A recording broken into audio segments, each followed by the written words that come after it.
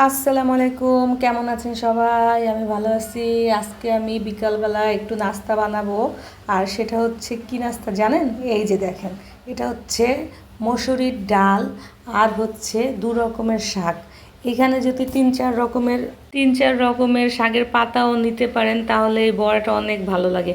কিন্তু আমাদের ছাদে ছিল হচ্ছে কলমি শাক আর হচ্ছে পুঁই শাক, আর কোনো শাকের পাতা ছিল না। আর আমি শাক কিনেও নেই আজকে। অনেক সময় দেখা যায় কিনলেও তো তিন চার রকমের শাক একসাথে রান্না করা যায় না, একটা বা দুইটা আইটেমেই করা যায়। তো এখন আমি এই মশারির ডালটা ভিজিয়ে রাখছি, ভিজে গেছিলো। তো এখন আমি মশারির ডালটা ব্লেন্ডার করে নিছি। আর এই শাকগুলো সুন্দর করে কুচি কুচি কুচি কুচি করে কাটছি, কারণ এটা তো কাঁচা শাক, বড়া যেহেতু বানাবো, এটা কুচি করে কাটলে, চিকন করে কাটলে এটা তাড়াতাড়ি সিদ্ধ হয়ে যাবে। তো এই শাকের বড়াতে আমি আর অ্যাড করব হচ্ছে পেঁয়াজ কুচি, আর তার সাথে সামান্য কাঁচামরিচ কুচি। সামান্য নিছি কারণ কাঁচামরিচ অনেক সময় বেশি ঝাল হয়ে যায়, তো বেশি পরিমাণ নিলে তখন আবার ঝালটা বেশি হয়ে যাবে।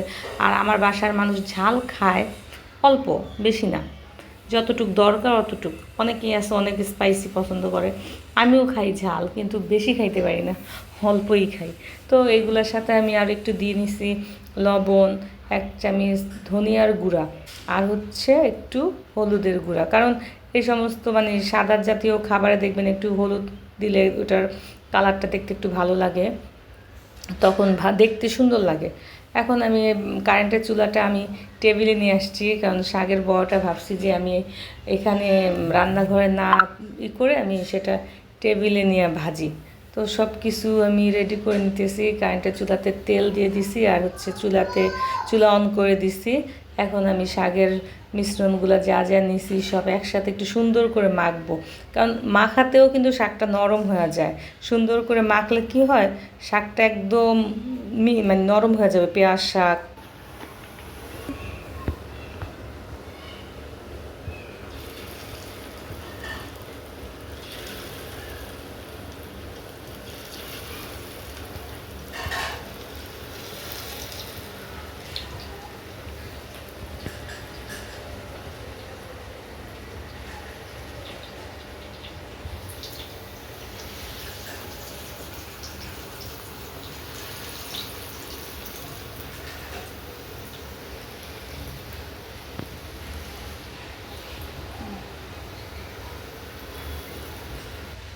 বৃষ্টির দিনে ভাজা পোড়া কে না পছন্দ করে বাসাতে বিকালবেলা? তো বৃষ্টির দিন, এখন তো বর্ষার সময়, তো দেখা যায় বিকালবেলা বাসায় একটু ভাজা পোড়া বানাইলে গরম গরম খাইতে কিন্তু খুব ভাল লাগে। তো আজকে ভাবলাম তাহলে আমি শাকের বড়াই বানাই। এর আগেও আমি একদিন ফার্স্ট শাকের বড়া বানাইছি, আমার কাছে খুবই ভালো লাগছে।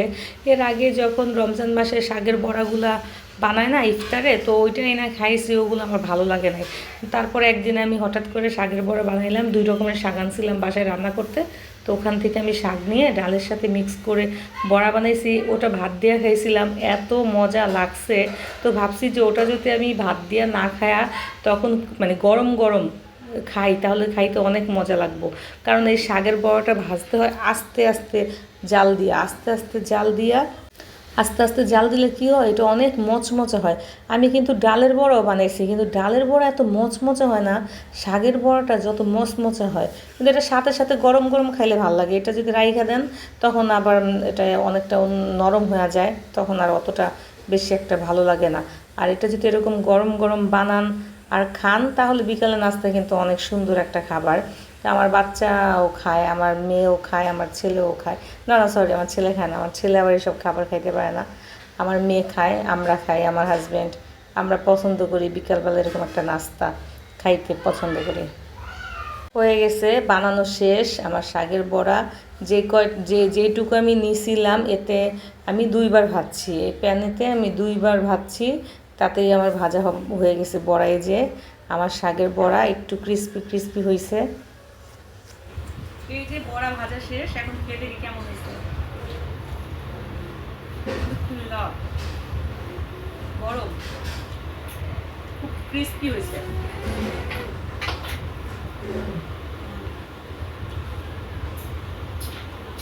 খুবই গরম, খুবই মজা হয়েছে। আপনারা যদি চান এরকম সন্ধ্যা নাস্তা বানায় খেতে পারেন।